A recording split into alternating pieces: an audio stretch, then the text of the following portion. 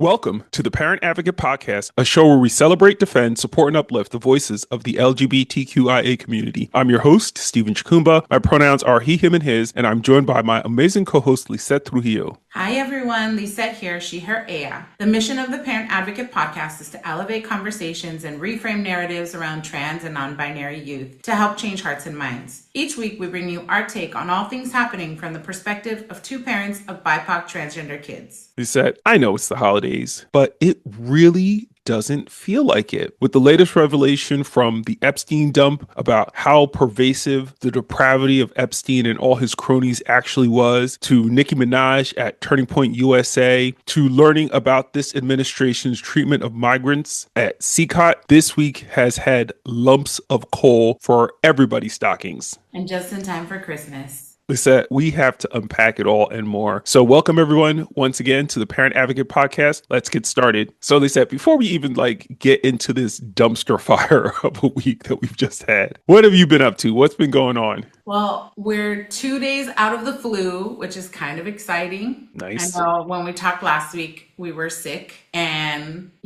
that was fun. Not fun. I slept a lot. But most of the news that came out last week felt like a fever dream between NATO being worried about going to war and no longer having strong allyship with America and all the anti-trans bullshit that happened in the US. It just was a bad nightmare. Today we had a really lovely Christmas. We have friends visiting from out of town and we're just hanging in there. Tell me about your week. Wow, that's a lot. I know. I think keeping the fever dream to the side, because we're really going to get into that, I have had a pretty light week. Because it's the holiday season, most of the folks at work were gone. So my schedule this week was really light. I did have an amazing support meeting with the dads this Monday night. There were like 17, 18 dads on the call. Every single month, there's like 17 or 18 dads on the call, which is just really encouraging to see us really utilizing that monthly meeting to get things off our chest. And that's really what's happening in those meetings. People aren't just coming around and talking about, oh, everything's great. People are really unburdening, and it's a wonderful thing to see. So the foundation has been like a formal foundation for this coming March. It'll be 2 years. And it started with an original group of dads, and it's just been hard to get that original group of dads together. So I'm recognizing that there's an evolution happening of people kind of realizing that the organization as it was originally constituted doesn't serve them anymore. And new dads who are coming into the organization recognizing their need for the organization, their desire to do more. And so it's just an interesting thing to see the growth and evolution of the organization, as well as a bittersweet recognition that things can't always be the same. Like I'm thinking about Jose being in Spain right now and not necessarily being close to us. Like I'm thinking back to last summer and the fall and how we were together. And now for us to get together, it's going to be a different thing. And so I was just reflecting on just how things have changed, and just that's the nature of things. But it's bittersweet for sure. And not in the ways that we thought. Yeah, not at all. Not at all. It wasn't on our bingo cards, so we wouldn't have expected it at all. Not at all. Not at all. And today was nice. Today was Christmas here in the States. Nicole, her mother, and her son came. My niece and nephew and their dad came. My kids were here. We did brunch, French toast, fruit, sausages, like a egg casserole. It was really delicious. My brother made this crazy alcoholic drink, which you need to have a designated driver if you're just going to have one cup. Let's just be clear. All right. So he's trying to get people knocked out. I'm like, some people have to work tomorrow. All right. I don't know what you're dealing with. I mean, you said sausage, and I'm like, that sounds delicious. Granted, Spain is full of pork, but I would give anything for an American savory ass piece of sausage. Well, next time you're in the States, stop by Trenton and I'll hook you up. But we can talk about what we've been doing this whole time. But let's get into today's topics. Let's do it. So, Lisa, let us start with CBS's decision to pull the story around the notorious prison in El Salvador known as CCOT, which was scheduled to air moments before it was abruptly pulled, presumably from what folks are suggesting because of political purposes. Skydance apparently is trying to curry favor with the Trump administration. And so the segment, which was supposed to air, didn't air. Now, of course, people still got it. They still had released segments and it aired in Canada. So folks were still able to see what CBS pulled in the United States, and holy fucking shit. Yeah. Like, I knew it was bad, but I didn't know it was this bad. I mean, how terrifying, right? It just changes the game when it comes to detention for migrant people in the US, right? You're not even being detained in the US, you're being shipped off to like a third party country. It was terrifying to see, you know, censorship really take root in a way that we hadn't seen in decades in the United States. How are you feeling? Like, what are you hearing in the US from folks? I mean, honestly, the censorship is just one of a myriad of things that people are really taken aback by. The actual content of the episode was 1,000 times more disturbing than their efforts to censor, because we've seen CBS censor shit before. Like Jimmy Kimmel got pulled because Trump didn't agree with being clowned by a comedian on TV. And so we know that censorship is a real thing. What we didn't know and we couldn't know was the extreme amounts of depravity that immigrants in detention were being subject to. And this is not by accident. This is intentional. The government paid something like $48 million to this government in El Salvador specifically to take these prisoners and subject them to this kind of extrajudicial treatment. We're talking about things that are absolutely banned and prohibited by the Geneva Convention. We're talking about things that are absolute abuses of human rights without question. And we're talking about people who had zero due process, people who were, in certain instances, American citizens, people who had been convicted of no crime whatsoever, being beaten, being shackled, being terrorized, being abused, being served food that was not palatable, wasn't consumable. They were served water that was just infested with all types of disease. Like, we are talking about some of the worst human rights violations we've ever heard of. This is like waterboarding territory for people whose only purported crime was being in this country illegally. And again, for most people, they were here legally. Yes. With valid asylum claims, were people who are going to their appointments regularly. We are not talking about terrorists. We are not talking about members of drug cartels. And what else did we find out? We found out that this administration was fabricating the evidence against the people that it was taking and subjecting to this treatment. So what people are feeling like here is that people need to go to jail. And we're talking about people in this administration, not the immigrants who've been detained. Right. Do you find that it's across the board in terms of like political alignments that even conservative people are feeling the same way? I can't say that because I don't live in an echo chamber, but I find it hard to find spaces where I can engage in meaningful dialogue with people who hold differing opinions. Because for the longest time, you could not talk to a person on the right in meaningful dialogue because they were just drinking the Kool-Aid. They refused to see anything wrong with what Trump and this administration was doing. And literally, it's like the only thing that has created any kind of ripple has been the Epstein files. Literally, the economy, nope. Grocery prices, nope. The wars, nope. Extrajudicial killings in the Caribbean, nope. All kinds of things that they were promised would happen that haven't happened, they don't seem to be bothered by, except for the Epstein files. So, no, I have not found that people on the right are particularly moved by hearing about what happened at CCOT, learning and seeing and hearing from people who actually suffered those conditions. Heretofore, I have not heard that that has moved people particularly. Stephen, it's so hard and so disappointing. And I'm so glad that you have distinguished that important fact that many of the people who have been taken and detained have had their asylum stripped from them, right? They went from having legal status within the United States to having legal status removed from them, then them becoming illegal just through the policy process, administrative process of this administration, which is heartbreaking, right? So when people are saying the right way, these people were doing it the right way. And this administration stripped them of that. Yeah, I mean, and people will make every effort to excuse the behavior of this administration because it doesn't impact them. Right. They will excuse their treatment of immigrants. They will excuse their treatment of trans people. They will excuse their treatment of women because it doesn't concern them. And unless and until it does, I don't expect that their perspectives will change very much because that's what happens when you're a Neanderthal. And I think too, what's been really terrifying that I've been in the community spaces I'm in is like the push for denaturalization, right? And that's really scary too. And I think Democracy Now! Did a really good piece describing kind of what that process will look like, what people need to understand when it comes to that, because so many of our loved ones are naturalized citizens. But we could continue to talk about immigration.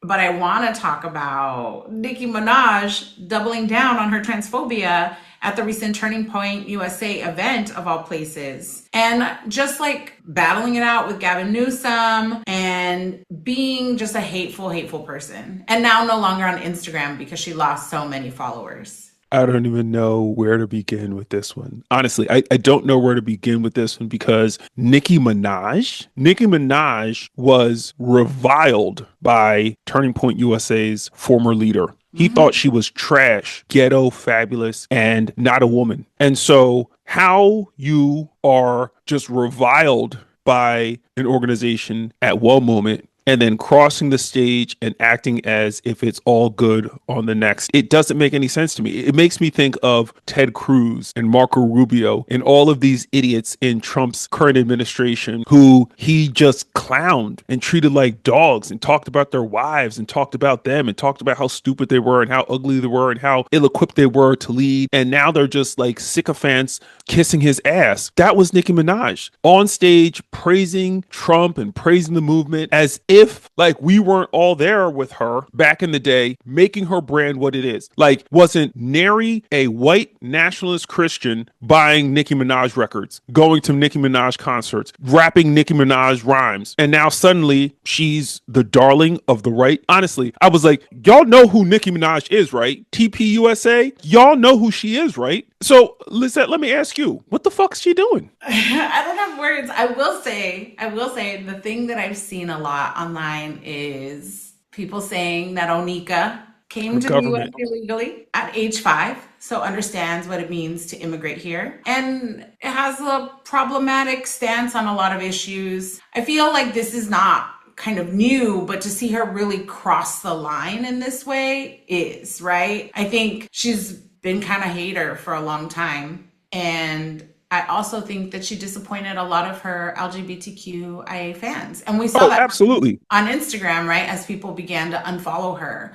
But I think what's really important about this political moment is that people are starting to pick their sides about where they're going to stand in this historic moment. Because when in 20 years, we are going to look back at this moment for what it is with some clarity. And she won't be able to be like, change her narrative. She showed us who she is in this moment. So I want to double click on something you said about how she turned her back on the LGBTQ plus community. And so for people who are not Nicki Minaj fans, let's just talk about what she said, because she has an ongoing feud with Gavin Newsom. For those who don't know, Gavin Newsom is purportedly running for president in 2028. And she said, imagine being the guy running on wanting to see trans kids. Haha, not even a trans adult would run on that. Normal adults wake up and think they want to see healthy, safe, happy kids, unquote. I'm sorry, your husband is on the sex offenders list. Your brothers are on the sex offenders list. And what are they on these lists for? For crimes against children. So for you to be talking about what people want to see and not want to see running, what they don't want to see is somebody standing for pedophiles and rapists. That's what they don't want to see. They don't want to see somebody toss a stone in a glass house. That's what they don't want to see. And so how dare you talk about somebody who is standing up? And again, I have my issues with Gavin Newsom. So don't anyone sit here and say, oh,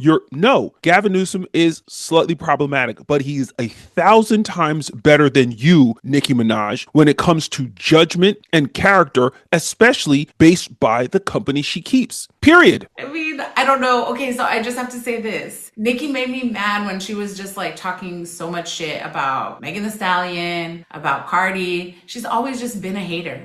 So those of us that knew, and look at how she treated Mariah Carey. Those of us that have been paying attention, we've known. So we're clear. Never been a Nicki fan. Never going to be a Nicki fan. I like some of her songs. You can like her songs. Like, again, I am not mad at anybody for being a fan of any artist. No, I know this, but I'm just saying. I'm just saying, for those of us that listen to hip hop, we've known. Well, I'm glad y'all knew. I'm glad y'all had heads up. I'm glad that y'all were not as taken aback by many of the rest of us who were not so closely checking for Nicki Minaj. But again, I'm like, let he who is without fault cast the first stone. She should have no stones in her hand. That's right. But we've saved the best for last. And by that, I'm talking about this week's partial document release from the bumbling DOJ. We're going to get into that. Who thought they were releasing thousands of pages of redacted information only to actually share more evidence about how deeply depraved and dangerous this president and his cronies actually are. Lisette, I can't make this stuff up. They thought they were sending thousands of pages of redacted documents only to find out that a simple cut and paste revealed that you had not redacted a goddamn thing, and all the information about how fucked up this president and all the fucked up things he's done actually is. Steven, it's really bad. Lisette. It's really bad. And also too, like, what a fumble. Like, I want to know who that person was that was like, let me copy and paste and see if it works. I mean, I didn't know that that's how it worked. Nobody knew that that's how dumb the people in this administration are, because that is stupidity 101. There are actual software programs for redacting in the government. I'm thrilled they failed the assignment because now we know how horrible these people are. I mean, I don't want to talk about this too much because it's very disturbing. Yeah. But one of the allegations, I'm going to say allegations because it was part of a lawsuit in 2020 against Trump for allegedly sexually assaulting a 14-year-old child who was being trafficked. Yeah. These are the allegations. These are the things that this child said about this man in a 2020 filing that was poorly redacted by the Department of Justice. And I just want to know, what's it going to take for people to see this individual for the horrible person that he is? And let's be clear. We could just leave that alone. In this same week, there was this massive release of information about all the people that have either been appointed, have previously worked for, or currently work for Trump who have been accused of sexual assault, rape, child pornography, child endangerment, crimes against children. The list goes on. It's like 40, 50 people. Like, it's a large number of people who have been accused of just absolutely horrible sexual crimes. This is the same administration that will form its lips to say that they're protecting girls and women from trans people. All the while, they're assaulting girls and women and accusing trans people of doing that which they do. It's projection at its worst. And honestly, I'm not surprised that Trump's followers and people who voted for Trump are okay with it because they're primed for it. I mean, almost every major religious institution is known for these types of stories of these atrocities occurring within their institutions and people looking the other way, right? Like, this is not new. Jose was like, I'm shocked. Like, how is it that people are still trying to make sense of this? And I was telling Jose, reminding him, like, all major religious institutions have had to deal with this kind of a horrific scandal. And people continue to give money to the Catholic Church, to give money to their Christian churches. The well-being of women has always been minimized in these really horrendous ways. I can't accept that. I understand the truth of what you're saying. I can't accept it. I can't accept this all-out assault on trans people, on gender-expansive people, by the very people engaged in the behavior that they're accusing others of. I find that insufferable. I find that unacceptable. And it bothers me that we are going to the ends of the earth to scream to people to see our children as human, all the while absolute demons and devils walk among us with impunity. And people will never say a single bad thing. It's like there's this trans attorney in Florida who last year started this thing called, or maybe it was the beginning of this year, Who's Making News for Crimes Against Children. And she just chronicled every time a person was arrested or indicted for committing a crime against a child. Very specific requirements to make the list. Not accused, but actually arrested and or indicted for it. And do you know who was not on the list? Trans people? Trans people. Of the 10,000 plus people that were chronicled in this survey, in this reporting, four of them were trans. Four of more than 10,000 people. And so we're talking about religious people, we're talking about police, we're talking about elected officials, we're talking about coaches, we're talking about family members, we're talking about members of the military, we're talking about all kinds of people. The majority of these people were, guess, Men in power? cis white men. I'm not even going to put in power, but in positions of authority. Yeah, that part. People who everyone just gives a pass. They were not trans women. These assaults were not committed by trans women in the women's bathroom or the women's locker room or women's changing spaces. These were not committed by trans people, period. Less than 0.1% of all the crimes were committed by a person with a gender expansive identity. And 99.999% were committed by cis males. Yeah. White males predominantly. And so all the time spent legislating against trans people, criminalizing trans people, marginalizing trans people, when you should be spending that effort going after the actual people that you have the data for who are committing the crimes. But no, that's not what we're going to do. We're going to go after trans people because it's just easier. I know. I wish there was a fix for it. Unfortunately, I'm not surprised. I am annoyed. I know. It's heartbreaking. I mean, I think about this all the time. I went to Catholic school, right? I did too. I went to Catholic school. My city was actually listed at the end of Spotlight as one of the many city dioceses. Bishop Moreno, who confirmed me, was notorious for moving priests around to different churches instead of holding them accountable to the atrocities that they committed and the crimes that they committed. And I think about all the people who were in my vicinity who suffered in silence. And yet these institutions still stand. And I remember watching people make excuses, and there is no excuse. So what we're seeing is unfortunately like the macro of that, right? Like the cognitive disconnect that people need to do to jump through hoops that they need to jump through in order to justify what this president has actually done. It's disgusting. It really is. It's disgusting. And it's bothersome to me because people don't take the time, do the research, and or change their thinking. It will be one thing if you didn't have reams of evidence supporting just the fallacies that have been pushed out by this administration, by countless states about the dangers, the purported dangers posed by trans people. Yeah. Like there is actual evidence to the contrary. There is evidence about who the people are who are actually harming girls and women. And like the Larry Nassars of the world who were abusing gymnasts for decades, untouched. And these people are celebrated. Like I was thinking about that earlier, like the ways in which these people are celebrated are said to be godly. And then I think about like us, right? That we've been advocating for our kids, like actually doing what's right, like advocating for their well-being and safety. And like we've experienced death threats and like political attacks and things that are so not natural or normal. But yet we've like just grown accustomed to it. And yet we are doing the right thing by our children. We're doing the just thing in this world. And people can commit crimes and commit violence against others, and people will do everything that they can to make sense of it so that their understanding and their beliefs in this world are protected. Yeah, it's fucked up. It really is. Now it's time for our recurring segment, Allies and Assholes, where we highlight individuals and groups who are supporting the LGBTQIA community on the one hand and call out straight up assholes who are trying to move us all back on the other. Lisette, who are we talking about today? Steven, can we talk about how surprised I was by this one?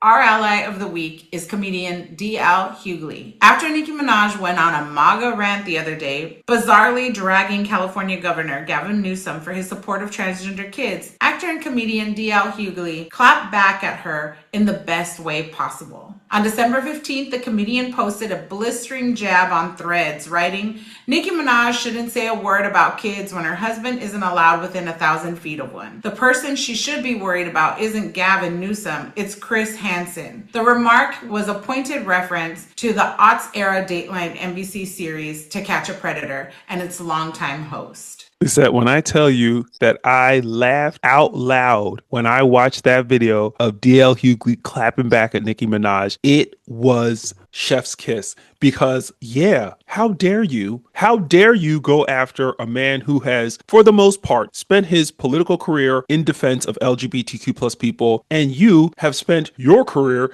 in defense of your pedophilic husband and siblings. Like, you need to get all the fucking way out of here and don't talk. You need to shut the fuck up when it comes to talking about people protecting other people because you're protecting pedophiles. I was like, who has been speaking to DL Hughley and helping him gain a better understanding of trans people? Because this was not his POV a year ago. And so I was happily surprised. And this is why DL Hughley is our ally of the week. Congratulations to DL Hughley. Now on to our asshole of the week. Our asshole of the week goes to University of Oklahoma student Samantha Fulnecki. Fulnecki received a failing grade from her transgender teaching assistant, Mel Kurth, for her essay that referenced the Bible and expressed conservative views on gender in an assignment for a psychology class on lifespan development. The professor directed students to write a 650-word response to an academic study that examined whether conformity with gender norms was associated with popularity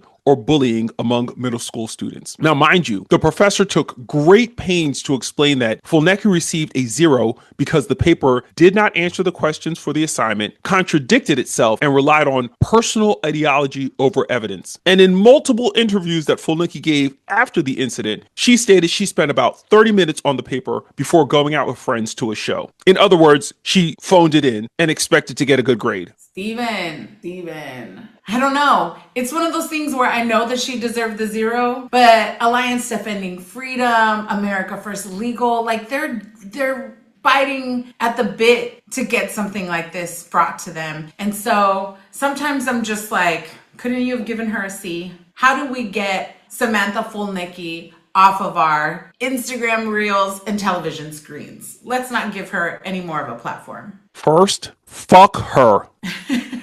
Let's just get that out the way right now, because that stupid young woman engaged in stupid, subpar academic performance and got the grade she deserved. And to be clear, she did not do what she was supposed to do. We went to college. We turned assignments for which we got Fs that we knew we deserved Fs. We didn't go crying to our mommy, who happens to be a defense lawyer for, guess who? January 6th defendants, who was, waiting for something like this to happen, and now is banking off of the fact that her daughter is an idiot who was more concerned with going out and partying with her friends than doing the assignment that she was assigned. And I'm even more disgusted with the University of Oklahoma for firing the professor who was not arbitrary, who actually gave specific, pointed rationale for why this child received the grades she received. Lisa, I don't even know if you've watched any of the interviews with this chick. I haven't, because I feel like this was planned. The fact that like America First Legal and like her mom were already sort of in cahoots, it's because I've seen a case like this roll through Arizona. And I'm just like,